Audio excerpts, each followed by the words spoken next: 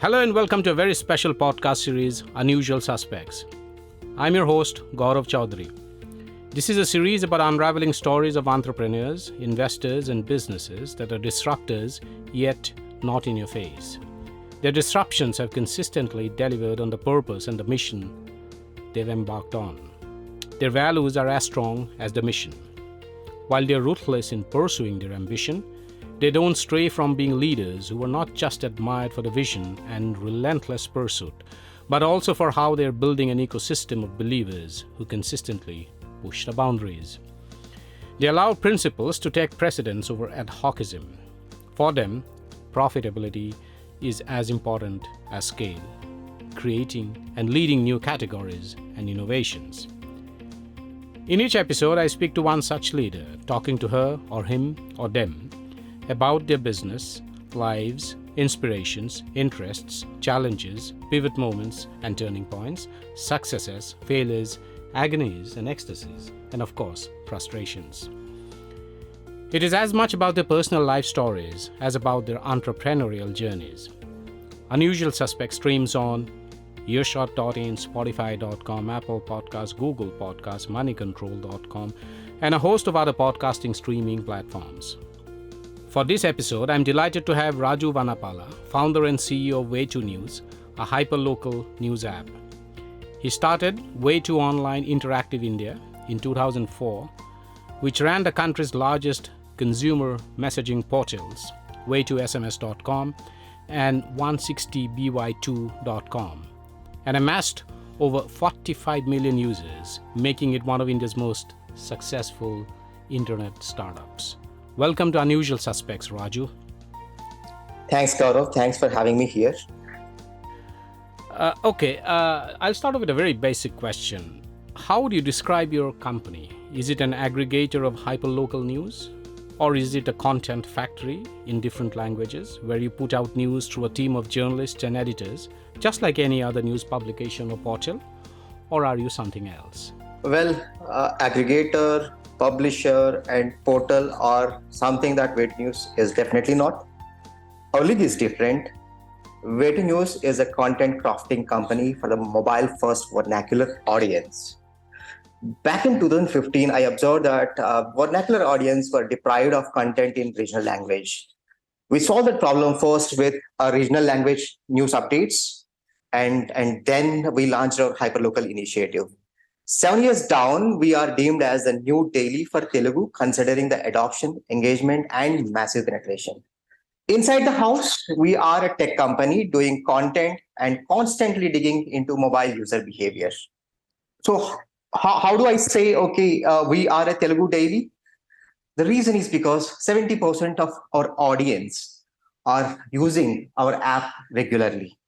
And we achieve this through highly relevant content. Way2News uses language to make an impact on everyday's life, whether that be as small as helping to decide where to eat or as big as choosing a representative in a government. So overall, to be precise, in one sentence, we are a new daily for language audience. So how many languages are you in, Raju, right now? Well, we are available in 8 languages: Telugu, Tamil, Kannada, Marathi, Gujarati, Bengali, Hindi. And the focus is on Telugu and Tamil at this moment because our business strategy is slightly different. We go language-wise, we go market by market. We have proven ourselves in Telugu already. We have achieved certain scale and it's still growing. And right now the focus is on Tamil. Gaurav, we generally give ample time to each market to understand how it works, what content works, on the preferences of the language audience. And then probably once we achieve to a certain scale, we move on to other markets. So right now the app is available in 8 languages. And how many more languages do you intend to add in the coming months, or maybe say in the next 12 months? Well, next 12 months, if you ask me, we don't have any plans to add any new languages.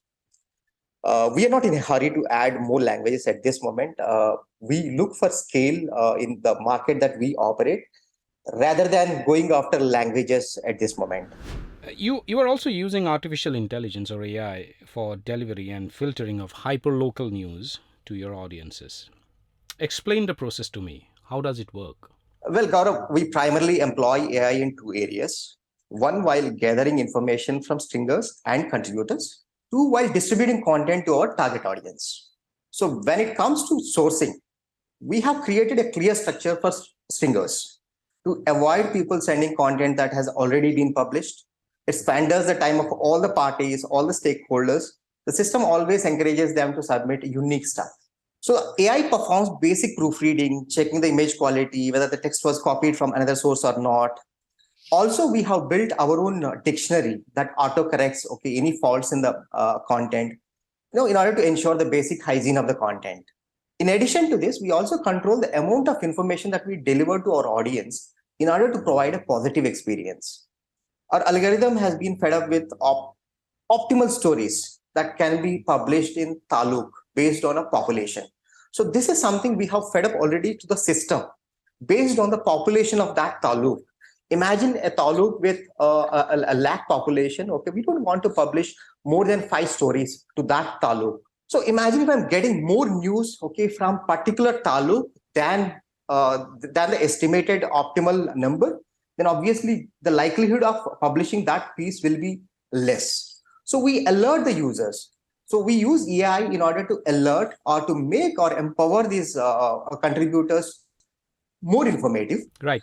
Also, this Right. provides our stringers with far better understanding of what content will be permitted and what will not be permitted at certain times of the day. How do you generate the content? Who gives you, who provides the news, for instance? Well, we have a set of audience. One, our audience can contribute content to our platform. Two, we have professional stringers who generally are providing content to the existing media. They can also report to us. And when it comes to my first point of general audience, majority of the times we have seen teachers from rural areas, students who are probably like unemployed, they are contributing to waiting news today. Absolutely. We have also seen Chat GPT and other generative AI becoming increasingly efficient in putting out content. But news content in current affairs requires high quality checks and balances, and attribution to cut out fake news and misinformation. How do you achieve this? Well, I seriously doubt that technology can determine whether something is fake or not.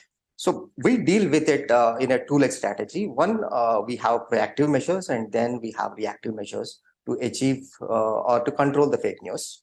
Now, if you could look at basically what is fake news? Fake news is typically created by someone with ill intent or by propaganda with a purpose, right? They often conceal their identity in order to get away from their activity, right? They generally choose social media to accomplish this because they can conceal their identity and they can get away easily, if they choose social media. But when it comes to Way2News, we have numerous checks and balances in order to keep these bad actors away from the system. At first level, we take contributors' identities and we verify them. And especially if you're a new contributor, right? We sometimes reach out to the person, and we understand the profile of the audience who is contributing and the purpose of his contribution as well. So there itself, we are filtering out all the bad actors, and that way we are achieving the hygiene in the system. That is one. So I'll call it as a proactive measure. And when it comes to the reactive measure, it's generally difficult to judge a piece of information as a fake or not by sitting in a central location in Hyderabad, because we get content from every corner of the Telugu states, Tamil, etc. So what we do is we deploy contributors. In fact, we empower our contributors to report something as fake, because we display whatever the stories that we are publishing to all the reporters. So if someone finds that some content is fake or is a misinformation or is a misleading information, right, that person can report to us.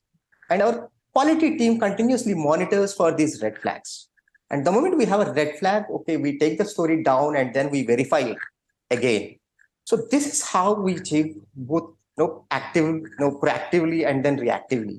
I would say, like in the last 3-4 years, we started off our hyperlocal. We hardly have seen only one challenge. We have published more than 2 million content items so far. We never had any a major challenge so far. That means our system is working really fine. What is the level of human intervention you have while ranking of news stories in different languages? Or is entirely driven by the recommendation engine that depends on users' reading patterns, similar to a music playlist or a streaming app? Well, see, we are not completely relying on AI at this moment, and systems have not been evolved that way. Our system works in two ways. One, human empowers AI, and AI empowers human. So over a period of time, probably AI can probably handle a large volumes of data, and probably a large set of complex decisions will be taken by the AI. But at this moment, human is empowering our AI. So as you know, at this moment, it's a mix of both human and AI. For instance, to give you an example, we get almost 12,000 content pieces every day to our house from Telugu and Tamil. And we have around 22 people who are handling all these 12,000 content pieces. So you can understand the level of AI that does, okay. It's not easy to handle 22,000, so 12,000 content pieces a day.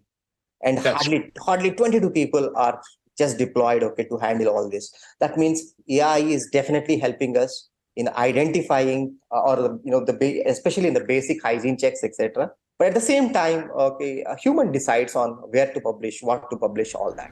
That's right. Raju, you are in a space which is news and current affairs, where content consumption habits and behavior is witnessing a sweeping transformation. That is primarily because of technology and also because of demographic changes. How are you making yourself relevant among the younger population who are relatively unfamiliar with newspapers and news television? Yet, they're well informed through digital sources other than newspapers and news TV. So how do you make yourself relevant and, for this class of people who are increasingly going to be the primary consumers of news and current affairs content? So Gaurav, see, the younger population is a very broad term. We cannot generalize it. What we have done is we started, understanding. Generally, right? Okay, media is not meant for a younger audience. So media is meant more for mid-age and then probably older age audience. That's how it is so far. And that's how even the media is also publishing their content. So we really wanted to change it. Okay, as a mission, right? We wanted to make news relevant to a billion Indians. That's what our mission is all about. So we started studying about the younger audience behavior.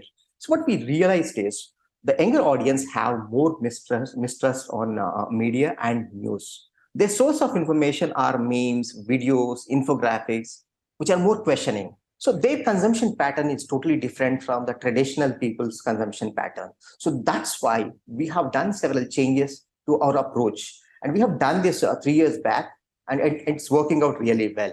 And earlier, like we have more mid-aged audience, okay, over 35 and above. But now we have a large set of audience, a large set of young audience as well. So what we have done for this? Well, like we have deployed younger journalists inside our house. Unlike going after for experienced people, okay, to write content. So what we thought is we need a young set of audience. You know what? Okay, we have a 19-year-old guy who is writing content, in fact, and he's not a journalist, by the way. He's not a trained guy, but he knows. Okay, he's a blogger. So we brought this guy, okay, inside in order to understand or in order to provide the right set of a content to the young audience. And what we do is in terms of format as well. We provide a lot of infographics. We provide memes. We do a lot of cricket content. We do content from social media as well. In a way, we are trying to mimic social media in order to engage with a young audience. Right. And what's your business model? How do you earn money? How does the unit economics work for Way2News? Well, advertisements are the monetization model. And right, okay, so we just follow the same newspaper strategy here. So everybody knows, okay, newspaper circulation is gradually declining, and we are a big believer that newspapers are no more relevant because they publish content the next day, and because of digital, the content is available readily and at this moment, and minute by minute updates are possible now.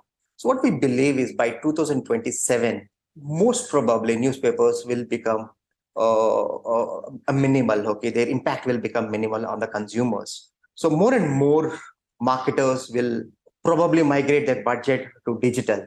So we wanted to target this section of marketers who wanted to migrate from print to the digital. So our model is we are just mimicking the newspaper model. We sell ads based on cost per day. We just followed whatever newspaper does. We do the same. newspaper generally charges very high on the first paper and low on the last paper, right? We follow the same strategy here. And what is the kind of MAUs you have, monthly active users? Well, our mouse are closely touching 9 million right now. Okay.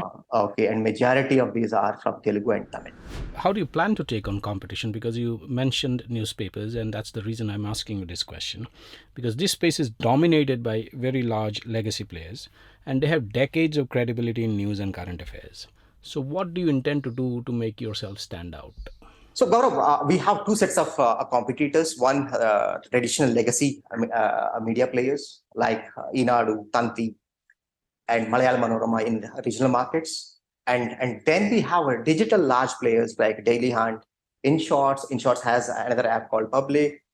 So these will become our competitors. Well, our model is totally different. Number one, okay, we are a short news application. Our format itself is more relevant to our audience. The new age audience. Number two, the vernacular content. Okay, as I mentioned, like we are a content crafting company.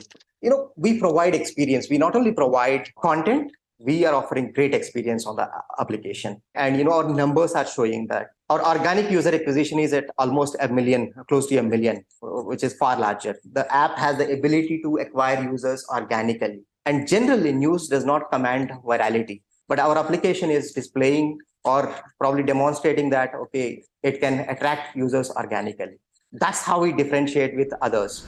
What's your view about a purely subscription-based news operation? Do you think Indians will pay for reading news? Well, it all depends on the propensity to pay. Okay, if you ask me at this moment, the propensity to pay, okay, the size of the market is very less, but the market is maturing, more and more moving towards subscription. I believe both the models will coexist, the ad-funded model and the subscription model. If you ask me, okay, whether a subscription model can probably survive on its own, yes, down the line, but probably may not be at this moment. You have recently raised your Series A funding of $16.75 million. What's the runway for this? A large part of this will probably be used in tech and related areas, isn't it? Well, we haven't burned much so far. Okay, as you know, right? Okay, we believe in building the business with fundamentals. I'm a bootstrapped entrepreneur for almost 16, 17 years.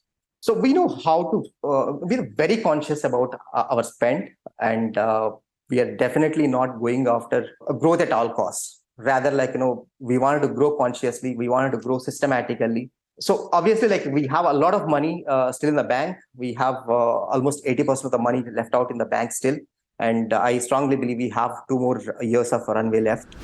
2 more years of runway left. And, your funding remains a case study for investment in startups, particularly in the news and current affairs space, because investors are generally shying away from investing in this space, but have shown appetite, which is demonstrated in your case too, for hyperlocal news. What explains this bullishness? Well, see, we have demonstrated that consumer tech companies can be built profitably at scale. And we are a profitable company before we got funded. And we have proven in one market already that we can beat the competition. Although we are a late entrant in the category, we have beaten all these guys in one market. So all we have to prove to them is that this can be replicated in other markets. And our initial signs in Tamil Nadu have shown that, okay, we have a great appetite to become successful in other markets as well. That has made us to convince our investor. On top of this, our numbers, in fact, okay, our metrics, the business metrics are far, far superior than the competition. Our organic acquisition, okay, is massive. The business requires, you have to pump in money for several months, okay, initially to achieve to a certain scale. After that, the business has the ability to acquire users organically and grow on its own. Unlike the competition, you have to pump in money always in order to grow. But Way2News does not require money to be pumped in all the way. And we have shown this in Telugu market already. And then, our retention is in fact, okay, I would say we have a gold standard retention here. Okay, our 30-day retention is at 45%, which is as good as Taotiao. Taotiao, right? Taotiao is the content king in China. Way2News is the only entity that matches with Taotiao's retention globally.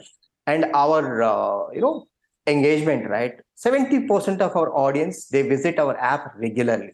So we have a MAU to DAU ratio is very high. All these numbers are category, in fact, I would say category defining numbers. So that's what made investor to probably bet on us. Right. And a final question, what next? What's the path to profitability look like? By when do you expect to be profitable? What's your broad exit strategy? Well, as I mentioned, right, we are a profitable company. Before we got funded. We're profitable in Telugu language already, where we have a massive scale. We are growing here in Telugu, yet we are profitable. So we look at the profitability metric by market wise, in fact. So right now, a lot of the funding that we have raised is getting into Tamil Nadu market. So obviously, Tamil Nadu market, we are bleeding right now, we are burning right now. But it's a matter of time, okay? At certain scale, right? Maybe, okay, once we achieve a million plus kind of a DAOs, the business will become profitable and it does not require money to be pumped in further. And when you asked about the exit strategy. See, right now, we are not looking for any exit. It's too early to think about exit strategy because we just got funded, right? And on top of it, okay, my investor is a green fund. Okay, they generally stay very long, unlike other VCs. Okay, they have a 7 to 10 year kind of a window period, right? But my existing investor probably can stay anywhere between 10 to 15 years. So they don't. In fact, they don't generally push us okay for an exit. Number one. Number two, we don't have any pressure from the existing investor to think about an exit strategy at this moment. So we are more focused on our mission to make news relevant to a billion Indians than thinking about exit at this stage. Absolutely. Thank you so much, Raju Vanapala, for taking the time out and dropping by to have this conversation and share your insights on multiple areas, including the prospects of hyperlocal news, particularly in the vernacular language space, and also how the news in the current affairs industry is going to play out over the next few years, the prospects for newspapers and legacy media houses, and the opportunities that lie far away from the Hindi and English news space. Thank you so much, Raju. Thank you, Gaurav. Thank you so much for bringing all the insights to language audience, and thank you so much you being in the same space. It's great to share insights with you. Okay, the other day also, and I'll be in touch with you. Great. Thank you so much. Thank you so much.